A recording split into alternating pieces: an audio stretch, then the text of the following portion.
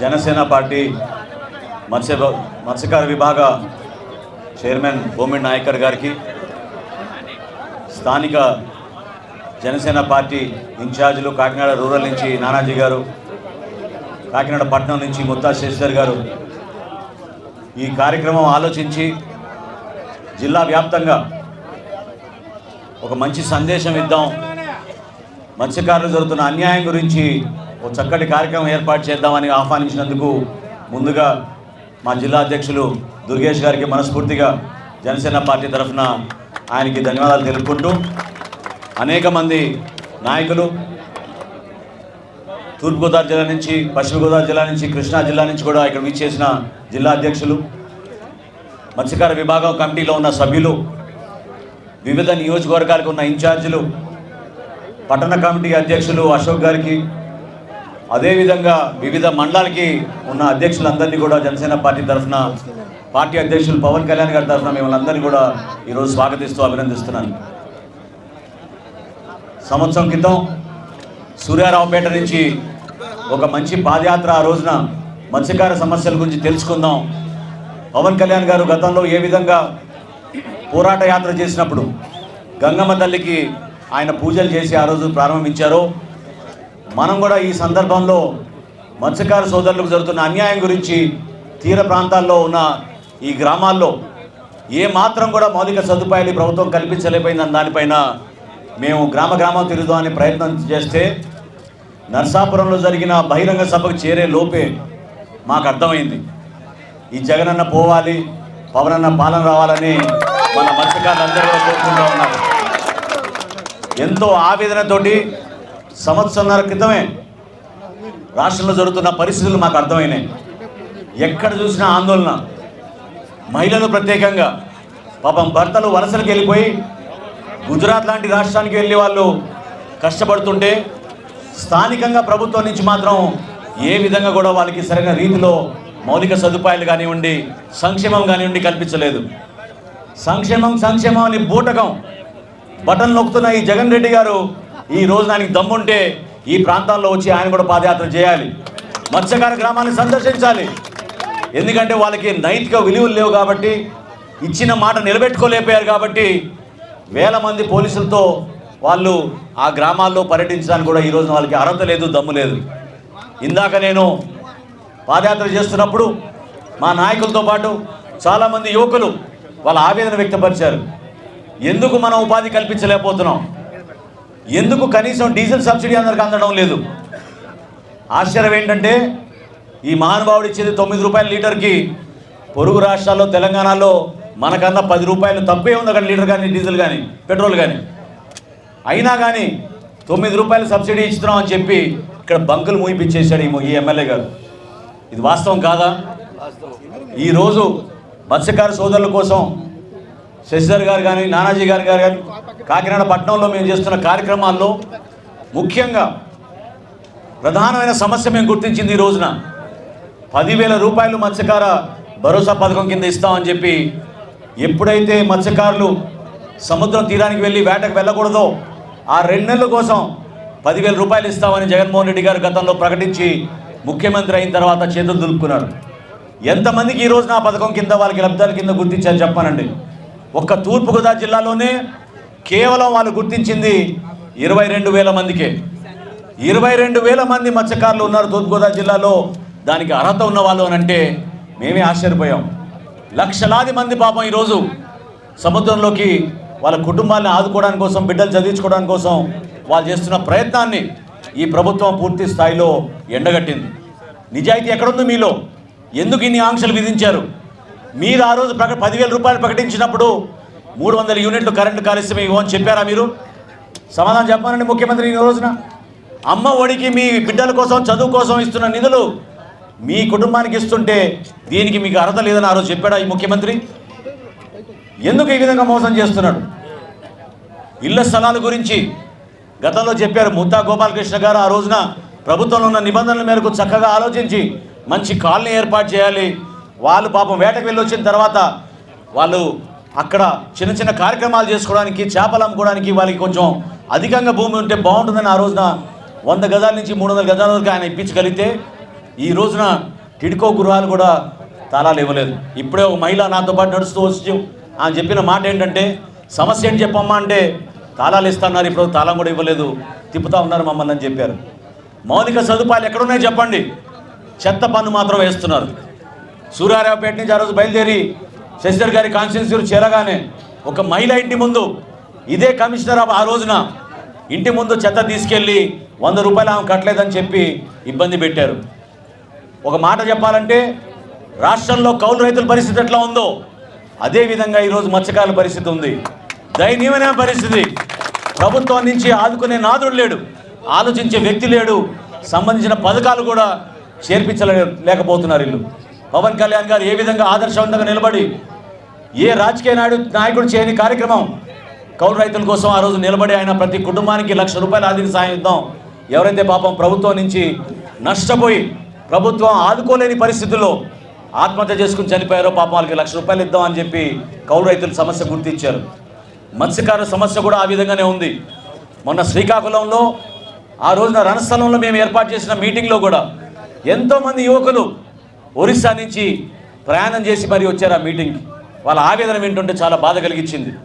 కేవలం నెలకి 12,000 రూపాయల జీతం కోసం, 15,000 రూపాయల జీతం కోసం కుటుంబాలని వదిలేసి, గ్రామాలను వదిలేసి వాళ్ళు గుజరాత్కి వెళ్ళి పనిచేసుకుంటున్నారంటే ఎంత దయనీయమైన పరిస్థితి అర్థం చేసుకోండి. ఎక్కడ కట్టాడు ఫిషింగ్ హార్బర్లీనా? ఎన్ని జట్టీలు నిర్మాణం చేశాడు ఈయన ముఖ్యమంత్రి అయిన తర్వాత చెప్పండి. దాదాపు 5 సంవత్సరాలు నిండిపోతున్నాయి. కేవలం మోసం చేశారు. ఎక్కడ కూడా వాళ్ళకి మౌలిక సదుపాయాలు కల్పించలేదు. గ్రామాల్లో పరిస్థితి, తాగునీటి సమస్య మామూలుగా లేదు. ఏ మత్స్యకారు గ్రామానికి వెళ్ళినా కూడా కష్టపడి సంపాదించుకున్న నిధులతోటి వాళ్ళు బాటిల్ కొనుక్కొని మంచినీళ్ళు తాగుతున్నారు తప్ప రక్షిత మంచినీటి పథకం ద్వారా వాళ్ళకి మంచినీళ్ళు అందించిన దాఖలాలు లేవు. ఎక్కడైనా సరే ప్రభుత్వం బాధ్యత తీసుకోవాలి. సంక్షేమం ఖచ్చితంగా అవసరం. వెనుకబడిన వర్గాలకి, పేదవారికి, చేతి వృత్తులు చేస్తూ కష్టపడిన వాళ్ళకి ప్రభుత్వం అండగా నిలబడాల్సిందే. అందులో ముఖ్యంగా మత్స్యకారుల పాపం తరతరాల నుంచి నమ్ముకొని వాళ్ళ జీవనోపాధి కోసం వాళ్ళు కష్టపడి పనిచేస్తున్న కార్యక్రమాన్ని కూడా ఈ ప్రభుత్వం నిర్వీర్యం చేసింది. చేతకాని ప్రభుత్వం, దద్దమ్మ ప్రభుత్వం, కేంద్ర ప్రభుత్వం ఇచ్చిన నిధులు కూడా వీళ్ళు కొత్తగా మత్స్యకారులకి బోట్లు కొనుగోలు పథకాన్ని కూడా నిర్వీర్యం చేశారు. ఫిషింగ్ ట్రాలర్ల కోసం ఆంధ్రప్రదేశ్కి 60 ఫిషింగ్ ట్రాలర్లు కేంద్ర ప్రభుత్వం ఆ రోజు శాంక్షన్ చేస్తే రాష్ట్ర ప్రభుత్వం వాళ్ళు ఇవ్వాల్సిన సబ్సిడీ ఇవ్వలేకపోతే ఆ నిధులన్నీ కూడా తిరిగి వెళ్ళిపోయినాయి. ఈ రోజున నిజంగా మమ్మల్ని ఆశను కలిగిస్తోంది. రాష్ట్ర వ్యాప్తంగా సుమారు, ఇందాక నాయకర్ గారిని అడిగా నేను, ఎంతమంది మత్స్యకారులు ఈరోజు వేటకెళ్తున్నారు? 2.5 లక్షల మంది వేటకెళ్తున్నారు. పొరుగు రాష్ట్రాలకి వెళ్ళి పాపం వాళ్ళు వలసకి వెళ్ళిపోయిన వాళ్ళని కలుపుకుంటే దాదాపు 3.5 లక్షల మంది మన మత్స్యకారులు ఈ రోజున వాళ్ళ జీవనోపాధి సముద్రంకి వెళ్ళి వేట కోసం వాళ్ళు బతుకుతున్నారు. కానీ ప్రభుత్వం ఇచ్చేది ఎంతమందికి అండి? ఎంతమందికి అని ప్రకటిస్తున్నారు వీళ్ళు? కనీసం 132,000 మంది అన్నారు. ఇంకో సంవత్సరంలో 109,000 మందికి అన్నారు. ఇప్పుడు కొత్తగా దాదాపు 80,000 మందికి ఇస్తామంటున్నారు. అంటే ప్రతి సంవత్సరం జనాభా పెరుగుతుందా తగ్గుతుందా చెప్పనండి.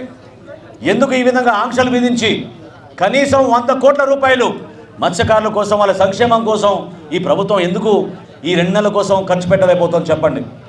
ఎక్కడ బటన్ నొక్కుతున్నాడు? ఎన్ని కుటుంబాలకి పేదరికం నిర్మూలన అయింది చెప్పమనండి. ఉపాధి హామీ పథకం కింద ఎంతమందికి ఈ రోజున గ్రామాల్లో కనీసం పనులు చేసుకోలేని పరిస్థితి ఏర్పడింది చెప్పండి.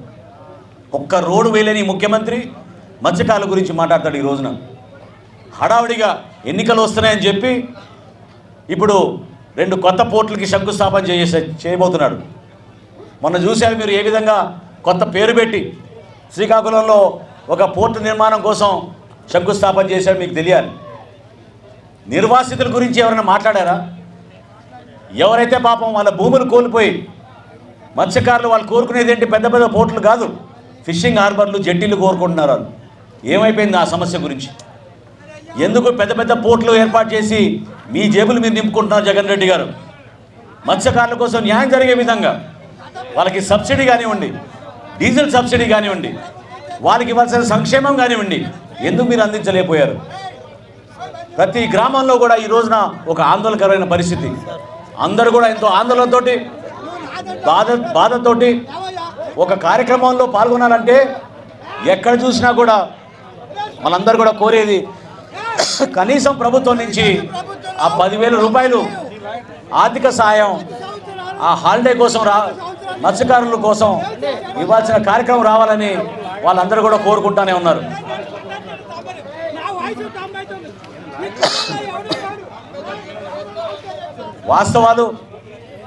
వాస్తవాలు మాట్లాడినప్పుడు గ్రామాల్లో వైఎస్ఆర్సీపీ నాయకులకి కొంచెం ఇబ్బందికరంగా ఉంటుంది. పట్టణంలో కూడా ఇందాక కొంతమంది సోదరులు యువకులు ప్రత్యేకంగా వాళ్ళు వచ్చి చెప్పారు, ఒక పోస్టర్ కట్టిన జనసేన పార్టీ జెండా పట్టుకున్న జనసేన పార్టీ క్రియాశీలక సభ్యత్వం తీసుకున్న మమ్మల్ని ఇబ్బంది పెడుతున్నారు, మా ఇళ్ళ దగ్గరకు వచ్చి గొడవ చేస్తున్నారని. దీనికోసం కాదు ప్రభుత్వం అనేది నిజాయితీగా ప్రతి ఒక్కరికి మేలు చేసే విధంగా మీరు చేసే గడప గడప కార్యక్రమం ద్వారా మీకు తెలియాలి ఎంతమందికి ప్రభుత్వ నిధులు అందుతున్నాయి, ఎన్ని కుటుంబాలు మీరు ఆదుకోగలిగారు. మత్స్యకార గ్రామాల్లో మత్స్యకార పేటల్లో ఈ రోజున వాళ్ళు ఎదుర్కొన్న సమస్యల గురించి ఎందుకు మీరు మాట్లాడలేకపోతున్నారు? ధైర్యంగా రండి, మీరు కూడా గ్రామాల్లో, మీరు కూడా అన్ని ప్రాంతాల్లోకి రండి, తెలుసుకోండి. సమస్య పరిష్కారం కోసం ఈ ప్రభుత్వం ఈ ముఖ్యమంత్రి సారథ్యంలో ఎందుకు కార్యక్రమాలు చేయలేకపోతున్నారు చెప్పానండి. లక్షల కోట్ల రూపాయలు ఈ రోజున అప్పులు తీసుకొచ్చారు. ఎక్కడ జరిగింది అభివృద్ధి? ఎన్ని ఫిషింగ్ హార్బర్ నిర్మాణం చేశారు? ఎంతమందికి మీరు సబ్సిడీలు కుటుంబాలకి చేర్పించగలిగారు? ఈ అంశాలపైన ఈ రోజున చాలామంది సోదరులు రిప్రజెంటేషన్ తీసుకొచ్చారు. గతంలో నానాజీ గారి నియోజకవర్గంలో కాకినాడ రూరల్ మేము పర్యటిస్తున్నప్పుడు కనీసం కాలువల మరమ్మతు కూడా చేయడం లేదు ఆ ప్రాంతంలో అని చెప్పి అక్కడ వాళ్ళందరూ కూడా వివరించారు. ఆ కాలువల మరమ్మతులు చేయాలి, రోడ్ల సౌకర్యం ఏర్పాటు చేయాలి, త్రాగునీటి సమస్య ఆ సమస్య తీర్చాలి, ఖచ్చితంగా డ్రైనేజ్ కూడా ఏర్పాటు చేయాలి ఈ ప్రాంతాల్లో. ఈ రోజున జేడీ ఫిషరీస్ గారి దగ్గరికి మీ అందరం కలిసి వెళ్ళి మా దగ్గరకు వచ్చిన రిప్రజెంటేషన్లు అన్నీ కూడా జనసేన పార్టీ తరఫున పవన్ కళ్యాణ్ గారి ఆదేశాల మేరకు నిరసన కార్యక్రమం తెలిపి వాళ్ళకి రిప్రజెంటేషన్ ఇవ్వబోతున్నాం. మా డిమాండ్ ఒకటే, మీరు నిజాయితీగా ఈ 10,000 రూపాయలు మత్స్యకార భరోసా పథకం కింద ఎవరినైతే ఎంపిక చేశారో వాళ్ళ ఆ లబ్ధిదారులందరికీ కూడా న్యాయం చేయండి. ఎందుకు కొంతమందికే మీరు ఈ లబ్ధి చేకూరుస్తున్నారు? ఎందుకు వైఎస్ఆర్సీపీ పార్టీకి సంబంధించిన వ్యక్తులకే మీరు న్యాయం చేయగలుగుతున్నారు? ఇంటింటికి మీరు చేసిన సర్వేలో ప్రతి ఒక్కరికి కూడా ఈ 10,000 రూపాయల ఆర్థిక సాయం అందేటట్టు ప్రభుత్వం నుంచి చర్యలు తీసుకోవాలి జనసేన పార్టీ దాన్ని డిమాండ్ చేస్తోంది. అదేవిధంగా ఇళ్ల పట్టాల విషయంలో మత్స్యకారులకు ఇవ్వాల్సిన సబ్సిడీ రూపంలో తక్షణమే అవి విడుదల చేయాలి. గతంలో ఓఎన్జీసీ సంస్థ ద్వారా, రిలయన్స్ సంస్థ ద్వారా ఇక్కడ జరిగిన నష్టం గురించి ఎన్నో కుటుంబాలు ఆ రోజున పోరాడాయి. ఆ కుటుంబాలకి ఈ రోజుకి కూడా పూర్తి స్థాయిలో నష్టపరిహారం అందలేదు. 58 కోట్ల రూపాయలు శాంక్షన్ చేశామని ఆ రోజు ముఖ్యమంత్రి గారు మాట ఇచ్చారు, కానీ అది ఎక్కడ చేరలేదు. కాబట్టి వీళ్ళందరి సమస్యల గురించి జనసేన పార్టీ నిలబడుతుంది, మీకు అండగా నిలబడుతుంది. మత్స్యకార కుటుంబాలకి మేము భరోసా ఇస్తున్నాం. పవన్ కళ్యాణ్ గారి నాయకత్వంలో ఈ రాష్ట్రంలో మీకు మేలు చేసే విధంగా న్యాయం జరిగే వరకు జనసేన పార్టీ మీ వెంట ఉండి మీకోసం పోరాడుతుందని ఈ సందర్భంగా తెలుపుకుంటూ, ఈ కార్యక్రమాని కోసం కష్టపడిన ప్రతి ఒక్క జన సైనికుడి కోసం, వీర మహిళల కోసం, మా నాయకులందరినీ కూడా మనస్ఫూర్తిగా అభినందిస్తూ పవన్ కళ్యాణ్ గారి తరఫున మీకు మరొకసారి చాలా బలంగా మనం ముందుకెళ్దాం, మత్స్యకారుల కోసం మనం పోరాడదాం, నిజాయితీగా నిలబడదాం జనసేన పార్టీ నుంచి తెలుపుకుంటూ సెలవు తీసుకుంటున్నాను. జై జనసేన, జై జనసేన.